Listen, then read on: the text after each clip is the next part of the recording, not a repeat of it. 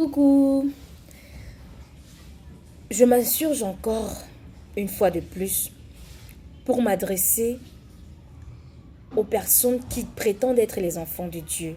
Lorsqu'on est enfant de Dieu, il y a des paroles qu'on ne doit plus prononcer. Il y a des actes qu'on ne doit plus poser. Il y a des choses auxquelles on ne doit plus faire part.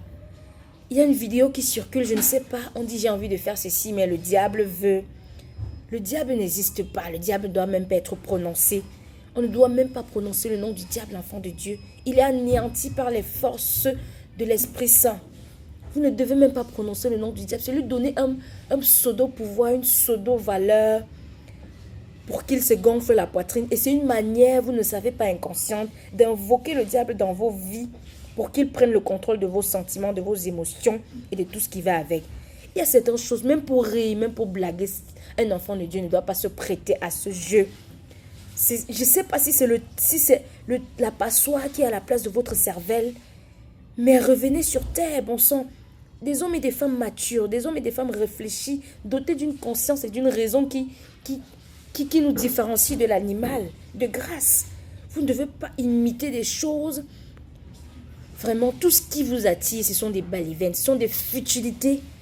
Vous vous intéressez toujours à des futilités, à des choses qui ne sont pas constructives, à des choses qui ne sont pas évolutives, à des choses qui ne sont pas amélioratives, à des choses qui ne vous apportent rien. Qu'est-ce que ça vous apporte quand vous imitez cette vidéo que j'ai envie de faire si, mais le diable veut. Quand vous imitez ça, qu'est-ce que ça vous apporte sur le plan émotionnel, sur le plan psychique, sur le plan moral, sur le plan matériel, sur le plan financier? Qu'est-ce que ça vous apporte?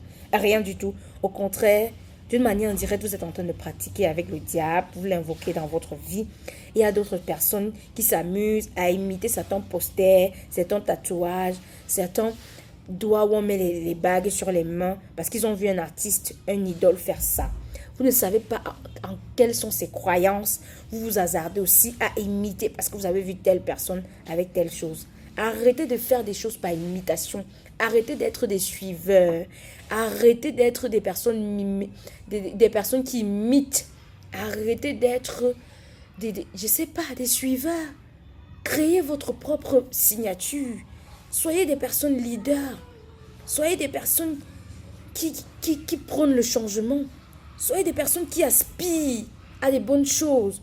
N'imitez pas des choses qui ne vont pas vous aider, des futilités, des balivernes. Matthieu chapitre 9, verset 23. Tout est possible à celui qui croit. Dieu a les clés de ta destinée entre ses mains.